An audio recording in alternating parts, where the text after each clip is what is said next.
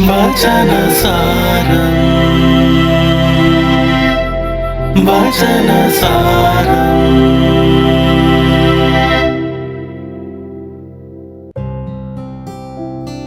ക്രിസ്തുവിൽ ഇത്രയും സ്നേഹം നിറഞ്ഞവരെ, ഇന്നത്തെ സുവിശേഷ ഭാഗത്തിനെ ബൈബിൾ പണ്ഡിതന്മാർ വിളിക്കുന്നത് റിസ്റ്റോറേഷൻ ഓഫ് പീറ്റർ എന്നാണ്. അതായത് പത്രോസിൻ്റെ പുനർസ്ഥാപനം. യേശുവിനെ തള്ളിപ്പറഞ്ഞ് തന്നിൽ നിന്ന് അകന്നുപോയ പത്രോസിനെ വീണ്ടും തന്നിലേക്ക് യേശു കൊണ്ടുവരുന്ന സുവിശേഷ ഭാഗം. ശിമിയോനെ, നീ എന്നെ സ്നേഹിക്കുന്നുണ്ടോ എന്ന് യേശു ചോദിക്കുമ്പോൾ പത്രോസ് മറുപടി പറയും, ഉവ്വ് കർത്താവേ, ഞാൻ നിന്നെ സ്നേഹിക്കുന്നു.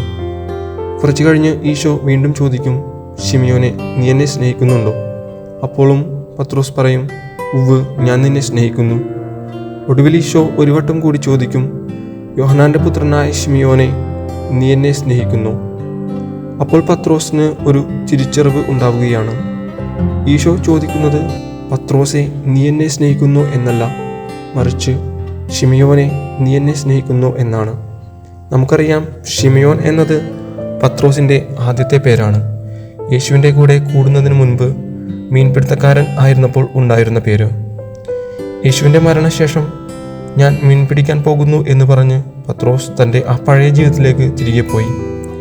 ശിമിയോനെ എന്ന് 3-ാം പ്രാവശ്യം വിളിക്കുമ്പോഴാണ് താൻ യേശുവിനെ വിട്ട് തൻ്റെ ആ പഴയ ജീവിതത്തിലേക്ക് തിരികെ പോയി എന്ന തിരിച്ചറിവ് പത്രോസിന് ഉണ്ടാകുന്നത്.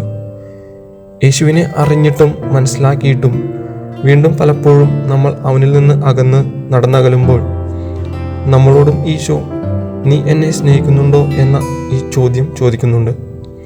നമ്മുടെ ജീവിതത്തിലുണ്ടാകുന്ന പല ആകുലതകളും ഭയവും ഒക്കെ മൂലം യേശുവിനെ നമ്മുടെ ജീവിതത്തിലൂടെ പ്രഘോഷിക്കാതെയും ജീവിക്കാതെയും ഒക്കെ ഇരിക്കുമ്പോൾ, അല്ലെങ്കിൽ ഞായറാഴ്ച മാത്രം പള്ളിയിൽ പോയി കണ്ടിട്ട് വരുന്ന എന്തോ ഒന്ന് മാത്രമായി ഈശോ നമ്മുടെയൊക്കെ ജീവിതത്തിൽ ചുരുങ്ങിപ്പോകുമ്പോൾ നമ്മളും ഒരു തരത്തിൽ പത്രോസ് ചെയ്തത് തന്നെയാണ് ചെയ്യുന്നത്.